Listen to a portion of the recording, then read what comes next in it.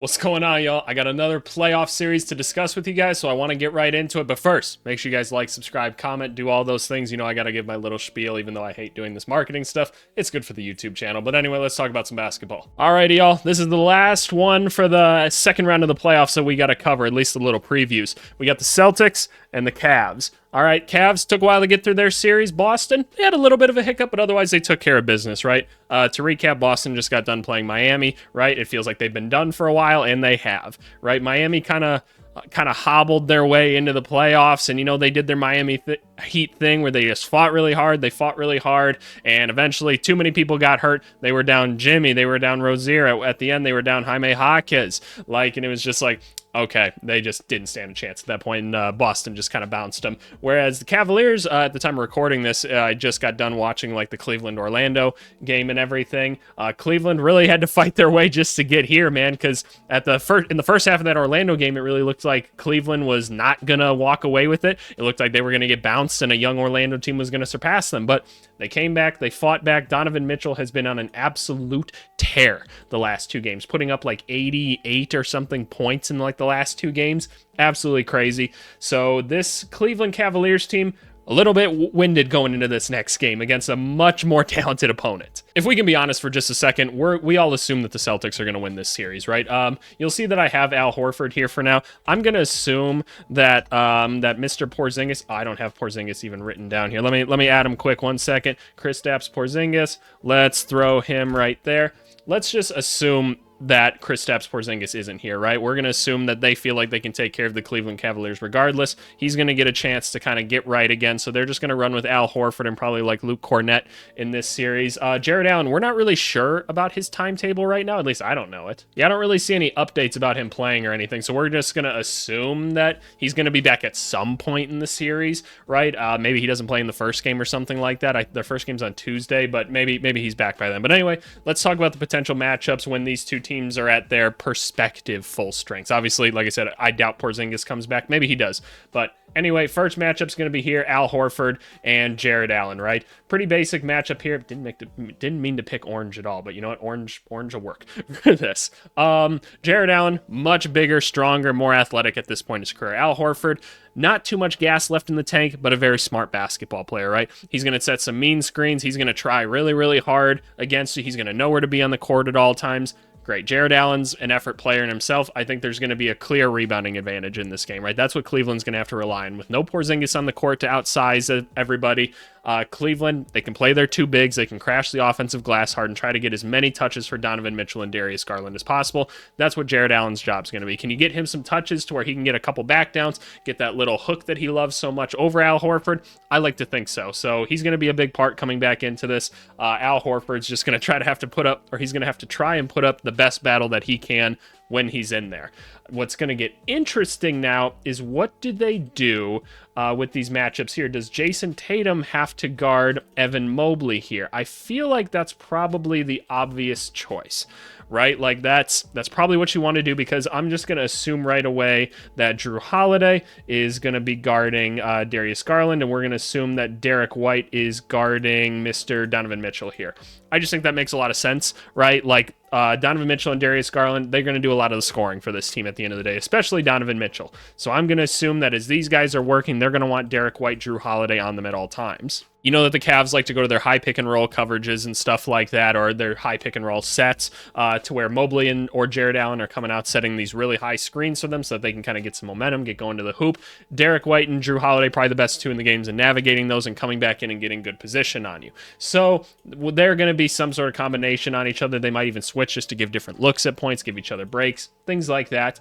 Like I said, what I think will be interesting is hey, who really guards between these guys, right?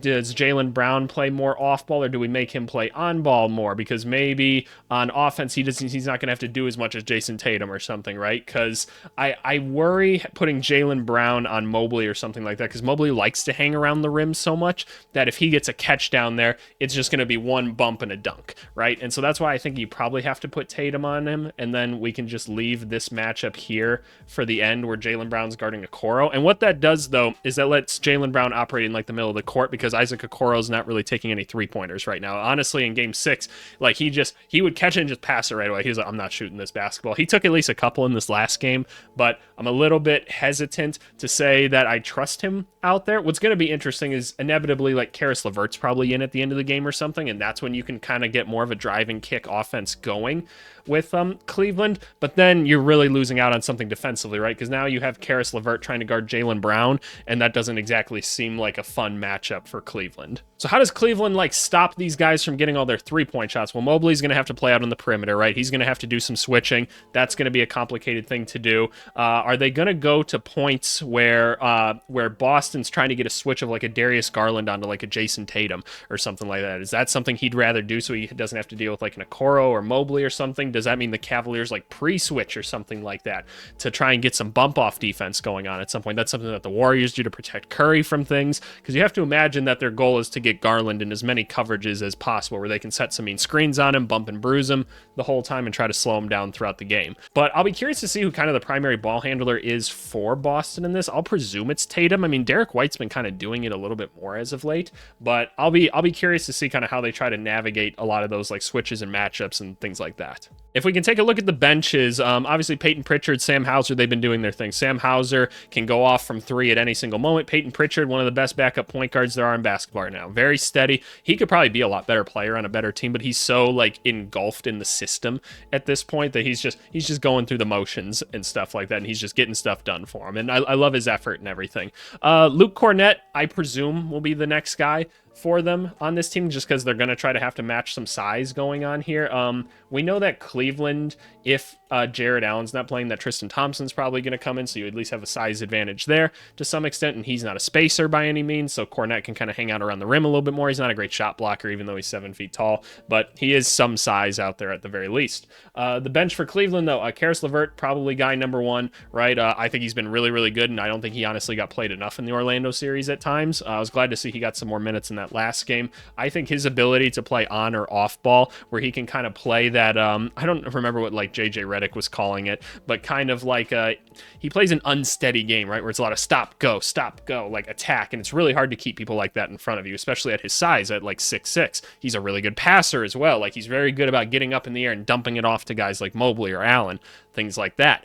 But when he's in with guys like Garland and Mitchell, they're doing their thing. They're operating. They kick it out to the corner to LeVert. LeVert can keep the offense going because he catches, he rips, he's going to the hoop. He's a good passer. He can make things happen, or he can space from 3, right? So you've got options there. Georges Niang is kind of an interesting option if you want to put a bigger body on like a Jason Tatum at some point. He's at least going to like bump him going around screens and stuff like that, and then you're going to have to pick him up with like a E-Mob or something like that coming around the other side of him. Because maybe if you're setting screens like with Horford or something at points and you're Jason Tatum, I would honestly assume that's probably Drew Holiday setting a lot of screens for him just because they want to get the switch of like a Garland or a Mitchell. But let's say it is Horford. I wouldn't be surprised if they just completely ice him with like a Niang and Mobley to try to just stop him. And they're like, all right, if old man Al Horford wants to beat us, then that's fine, but we got to give something up, and it's probably going to be to him. And then Sam Merrill, I feel like they're going to let him play a little bit more because he played today, and he was actually good. He hit some timely threes. That's what he does. He's basically just a three-point shooter. He can kind of be their Sam Hauser in a way. Not as good, not as big, maybe not as good defensively, but an option out there at the very least. Maybe they go with Morris or something like that. He did have one really good game, and then he kind of fizzled out, which I was surprised he had the one good game, right? But I would have guessed they're going to go with Sam Merrill first. If we can take a look at their matchups this year, so this is the Celtics versus the Cavs. The Celtics took 2 out of the 3 matchups this year. Looking at points, they only put up 113 points a game, and then if you look at Cleveland in it, only 108. These two teams played each other pretty tough and had some really good defensive matchups this year, all said and done. And a lot of that is interesting because both of them had pretty good three-point shooting successes against them, like made about 15 threes here, 39%. Cleveland here made about 16 at 41%. So like they shot well from 3. So they created like open looks. They got stuff done. Turnovers, not even that crazy. 12 here, 13 here. Like you'd like to see them lower, of course, but like Nothing all that abnormal by any means. The rebounding's where it's kind of interesting. Boston, 47 rebounds versus 38. Boston out rebounded them. I think that just shows you the value of having like a Kristaps Porzingis in there, right? Because I presume Porzingis was in there for each of those games, and at least I remember him being in those games. So what is the difference now when it's Al Horford in there? Is the difference giving up some of these rebounds or whatever? Because how many offensive rebounds did they have? 13 here versus 7. So the offensive rebounding battle, they got 6 like extra possessions, presumably, out of that. And is that the difference right there, right? It very well could be. So if you just have Al Horford there, not a Kristaps Porzingis, could be a big difference maker, right? But, you can also make the argument that just because people are bigger in their forwards, that this is something we talked about as coaches sometimes, is like in some of the college teams I coach, we had really big guards and we had normal size bigs, like the 6'10", 6'11 bigs. And it'd be like, well, do we just crash our guards and like kind of tell our bigs to like space out or whatever, like make the guards try and box us out and the bigs have to like go out on the perimeter to guard their guys, right? Because we had spacing bigs on our team too, which is nice. And so that's something that the Celtics could do, right? Because they can probably out-rebound Donovan Mitchell and Darius Garland and Isaac Okoro, right? And maybe Jason Tatum's on Okoro or something like that. You know what? From a Cleveland point of view, I actually could see Evan Mobley guarding Jaylen Brown and Okoro being on Tatum. I could kind of see that. I'll be curious to see what they do. But that's something that they can do and be like, Al, we don't need you getting down there and then having to like run like all the way back in transition, right? Because we need you to play more minutes than normal. So maybe they don't have guys like Al and Cornette crash too much. Maybe it's just, hey, you guys get back, the guards will crash, right? And that's something that I'll be very interested to see because it looks like the rebounding battle was kind of the difference in the last one, right? The assists were pretty identical. The turnovers were pretty identical. Not too many other differences, just a win on the rebounding. So, hey, that's what we're going to have to look for in this series or whatever. Who's going to win the rebounding battle, I feel like could be a big one. And then at the end of the day, like these two teams can be streaky from 3. So we'll see, right? They both love to shoot 3. So honestly, some of these games might come down to one team gets really hot from 3. 3s come in bunches, and then that's just it, right? They just get completely taken out because of that. But is Boston going to do anything to try and slow down Donovan Mitchell? Because he doesn't even want to pass at this point. He's like, I got it myself. Can Jason Tatum take advantage of whatever matchup he has, whether it's a smaller guy or it's more of a big? I'll be curious to see. But hey, I want to know your guys' thoughts and everything. I'm always curious to hear those. Make sure you guys leave a comment. I've responded to every comment on my channel so far, and I'll keep doing it. But as always, really appreciate you guys, and we'll talk to you guys later.